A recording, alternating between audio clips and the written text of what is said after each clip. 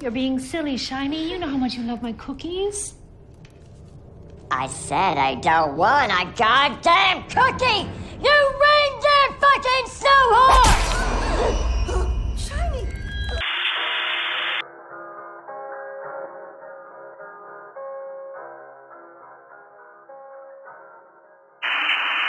Ho ho ho friends, this is Grief speaking. Okay, so it's the holiday season and I usually don't do much for Christmas but watch bad movies and cry. But I couldn't help but notice that Christmas movies are popping up everywhere in all the streamers, Netflix, Hulu, HBO Max, Shrek Plus, everywhere.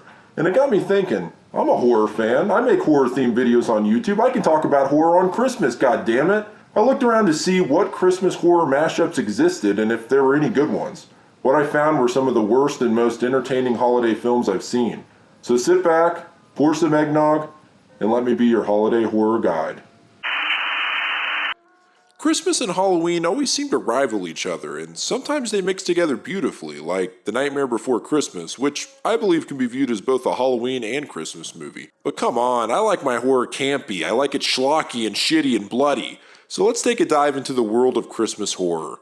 I've broken this video down into a couple of categories. First, I'd like to point out a few honorable mentions. Nightmare Before Christmas, as I mentioned before, is a great mix of Halloween and Christmas, but I wouldn't really categorize it as a horror movie, or at least it doesn't quite fit into the type of horror I'm getting into in this video. That also goes with a lot of Tim Burton stuff, Edward Scissorhands, for instance, which, make no mistake, is a remarkable movie. I know we can argue all day about what constitutes as horror and why did you cover one video but not the other, but, well, it's my list, so shut up. There are also a lot of movies that people consider Christmas movies that aren't really quite Christmas movies, or are considered horror movies but aren't really horror movies. A good example of this is A Christmas Carol 2009. This particular telling of Christmas Carol is done in CGI, and it's just aged in such a way that can be fairly off-putting. Okay, yeah, that's pretty creepy.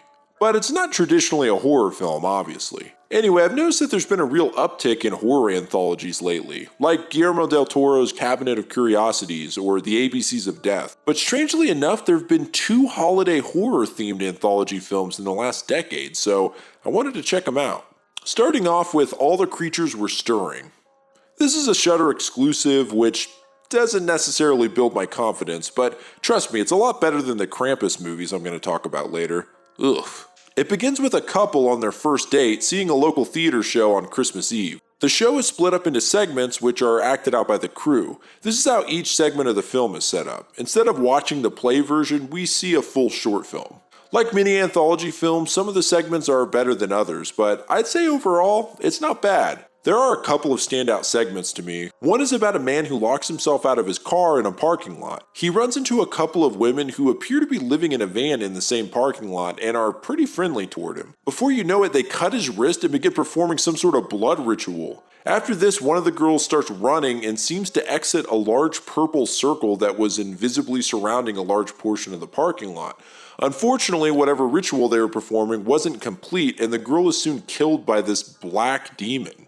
Turns out that these girls are tethered to this perimeter and are killed if they leave it. That is, unless they perform a ritual which makes a new tether freeing them. It's a really cool premise and works perfectly for this shorter format. Another segment, A Twinkle, feels like a Twilight Zone episode where a man tries to hide himself inside during a full moon on Christmas Eve to avoid what we assume is a werewolf transformation. However, once his friends show up unexpectedly, a much more interesting twist occurs. Aliens come down and transport the man and one of his friends into a black and white world where they can't leave. Glitchy imposter versions of their friends force them to participate in Christmas traditions, and if you ask them why they're doing this, yeah. The other segments are okay and worth trudging through for the good ones. All in all, this is a fun little movie to put on if you happen to be particularly bored during the holidays. A Christmas Horror Story is another anthology film that's composed of 4 stories all taking place on Christmas Eve in the town of Bailey Downs. The stories are all intercut and are shown unfolding at the same time. I think overall this is a cut above a lot of the shittier holiday horror films that I'm going to cover. It seems to have a higher budget with some pretty cool effects. And they even got William Shatner to tie all the stories together as a drunken DJ. My biggest complaint about this one is that the stories vary a lot in quality. The first is a classic ghost story about a pregnant teen who died after a horrific abortion was performed on her. 3 teens are investigating the basement of their school where it happened and get locked in. Now the ghost of the girl begins killing them. This is probably the worst story, mostly because it's so cliche and the ghost looks like she's wearing a Spirit Halloween costume. The second tale is based on a cop and his wife and son. They trespass on someone's property to cut down a Christmas tree, but their son goes missing, and when they find him, he's acting really strange and hostile. Turns out, this isn't their son, but a changeling.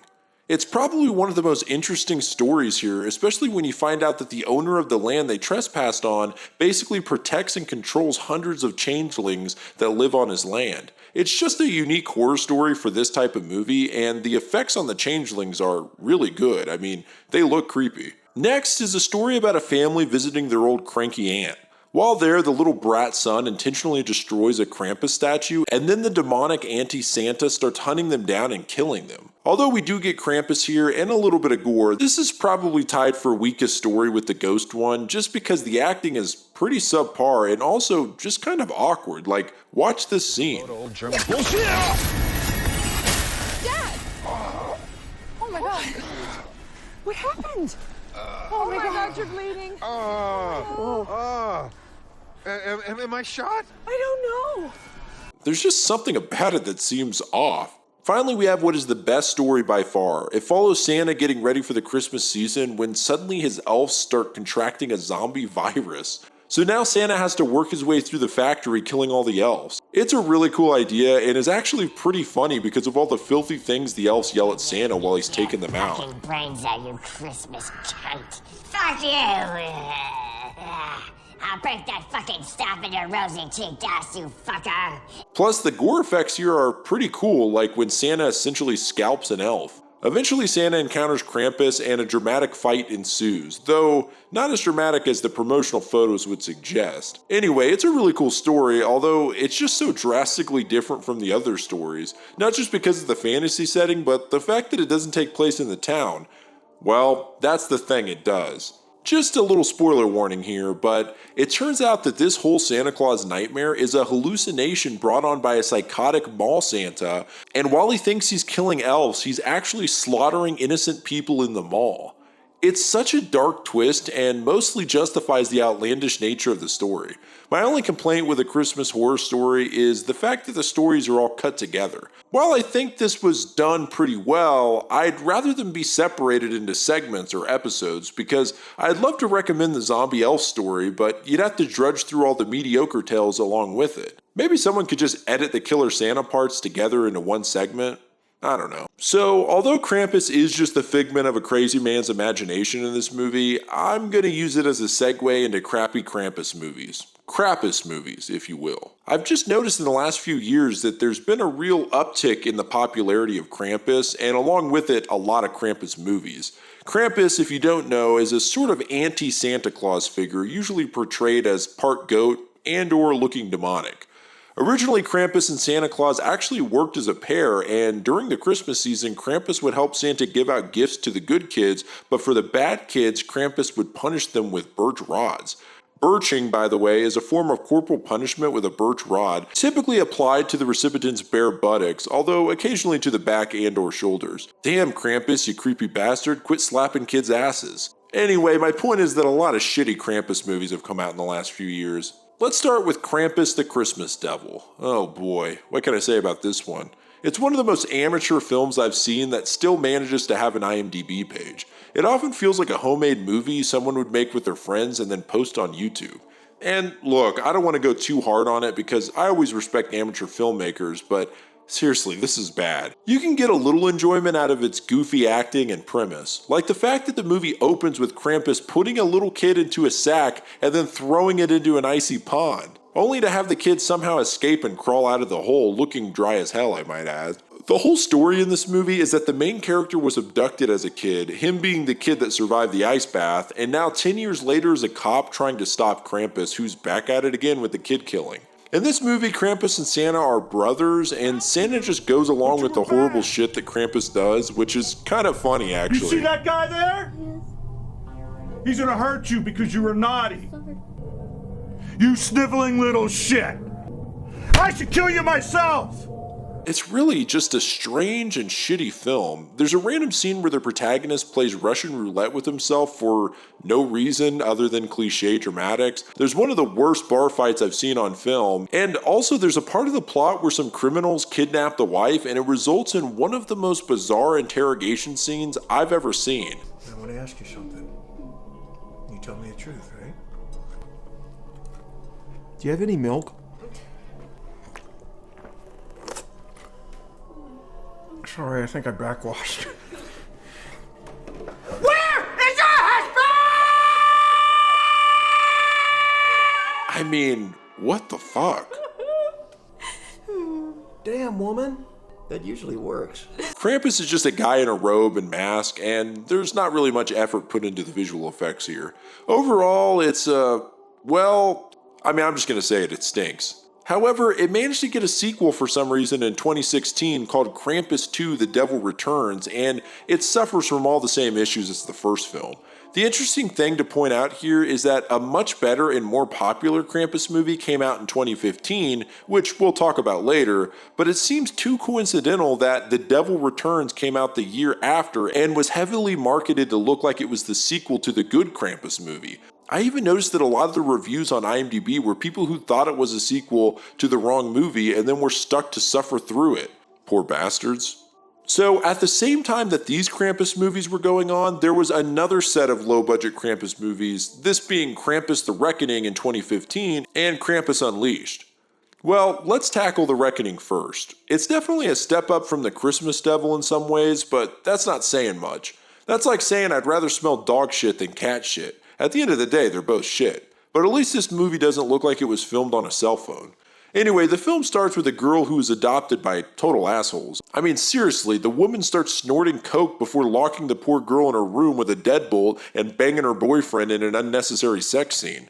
Well, don't worry, they die miserable deaths after the little girl Zoe makes voodoo dolls of them, and then she unchains a doll she has of Krampus, and the parents burn up mysteriously. So the rest of the movie follows the detective and a child psychologist as they try to understand what the fuck is up with this girl, and along the way all kinds of crazy goofs happen, like when this doctor is first showing them the children's ward, he checks his watch that he's not wearing. The watch doesn't exist. What are you looking at? And that's just the tip of the iceberg. At one point the lead actress just has short hair for no reason, and later she has long hair again.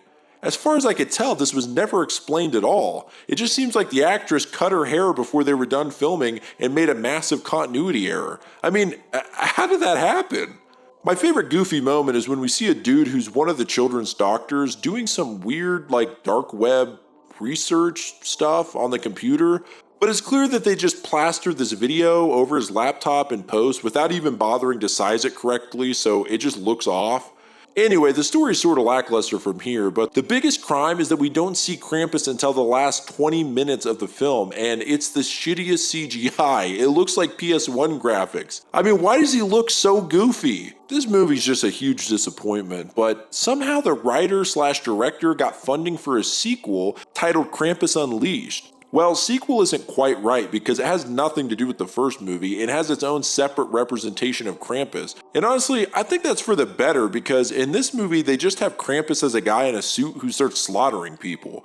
He acts more like a Bigfoot than he does Krampus. It's way better because it doesn't take itself seriously and actually has a lot of brutal kills in it, which is much appreciated after the snooze fest that the last movie was in that department. It's okay and a much better option if you're in the mood for a bad Krampus movie. I should also probably mention Krampus Origins, which is the third movie written by the same guy. This one's a period piece that takes place in 1918, and I really don't have much to say about it. It's boring as hell. In this one, Krampus looks kind of like a demonic warrior in armor. But unfortunately the film is PG-13 and the kills are completely lackluster when they actually happen. So basically the one thing the last film had going for it, which was the blood and gore, is taken out. Well, what do you have left then? An hour and a half of my life I won't get back, that's what. Okay, this is a little bit of a last minute addition, but while we're talking crappy Krampus movies, there is a set of films called Mother Krampus that's following a similar premise of the other movies where children are being kidnapped and killed, although this one is a female Krampus. Well, she's not really Krampus at all. I think they just named it that because of the similarities and the popularity of Krampus right now. But it's actually Frau Perkta, aka the Christmas Witch. These movies are slightly better than some of the other Krampus movies. The cinematography is better, plus I think Mother Krampus is actually creepier in these movies because she just seems like an old witch with rotted flesh. Plus there's actually some creative kills. Unfortunately, they're undercut with some bad acting. You can check these out if you're in the mood for some low-budget schlock, but they're nothing to put on your Christmas wish list. Okay, I've saved the best for last. In 2015, an actual big-budget Krampus movie was released, starring the always underrated Adam Scott and Toni Collette, who in my opinion has one of the best performances in horror in Hereditary. I have to say, after watching all these low-budget horror films, this movie felt like a relief. Just because it got all the basics right. It looks good, it sounds good, and there's actually some acting going on. I will say this movie is fun. It's not really that scary and doesn't even really have any blood. It's more of a family movie and for the most part doesn't take itself too seriously. The movie starts off with a hilarious montage of people basically being animals during Black Friday. The basic idea here is that the holiday spirit's been lost and so Krampus comes to kill everyone in this one family. Where it does improve on a production standpoint, it ends up suffering a little as far as Hollywood cliches, but it did surprise me in a couple of ways. First of all, Krampus is really cool in this movie. His massive lumbering design with that heavy robe and long horns, he's awesome. And there's no doubt that this is the coolest looking Krampus on film that I know of. At first they keep the mystery of his appearance, but by the end they aren't even afraid to show close-ups on his horrifying face with that elongated mouth. Most of the thrills come not from Krampus, but Krampus's minions that consist of strange purge-looking elves, killer gingerbread men. The hell is that? Well, it sure ain't the Pillsbury fucking Doughboy. No, not that one. And some freaky toys. I think the toys are the best thing in this movie. This clown snake creature looks so cool, and I think that's due to the practical effects here. I was surprised that there wasn't as much CGI as there could have been. Except the gingerbread cookies, which just looked out of place. I get what they were going for, everyone loves a little cute killer, but the CGI just wasn't there and it felt contrived.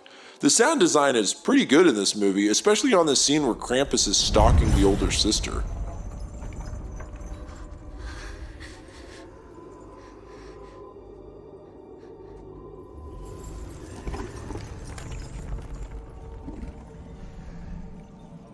But probably the most standout thing here is the ending. So spoilers ahead, but as the movie goes on, it kind of surprised me that they actually had the kids being killed off. There was never any definitive deaths, so I had a feeling that there was going to be a moment at the end where all the family members come crawling out of Krampus's sack or something. But the ending takes a much darker turn than that. Essentially, the whole family is killed, other than Max, who's left as a reminder by Krampus, but the kid isn't having any of it and confronts him. So I thought, okay, the kid is going to have a heartfelt speech and Krampus is going to let the family go. But no, he throws the kid into a fiery pit. So I was like, oh shit, this movie actually had some balls. But all of a sudden, it's Christmas morning and the kid awakes. It was all just a dream. Okay, well that's the most cliche ending in the book. I mean, come on. So the family's all being wonderful to each other and everything's great and the kid's just glad that he has his family back and he didn't appreciate them. Then we zoom out and see that the house is inside of a snow globe in Krampus's lair where there's hundreds more. What the hell? I mean, maybe this was just a clever visual gag, but it seems like it's implying that the family is now forever trapped in a snow globe in Krampus's lair. That is a wild-ass ending from this movie if you think about it. In a way, it's darker than them just dying because it's like they're trapped in hell or purgatory or something, forever living Christmas morning. Damn. So when it comes to Krampus, this is overall the best. It doesn't have the violence and gore of the low-budget ones, but it doesn't have all the shitty stuff either. Well, unfortunately, friends, there are just way too many shitty Christmas horror movies, and so this will only serve as part 1. But keep the Yule log burning because part 2 will be out very soon, and we're going to dive into some very bizarre B-movies, some fan favorites, and of course a shit ton of Killer Santa movies. This is Grief speaking. Merry Christmas, friends.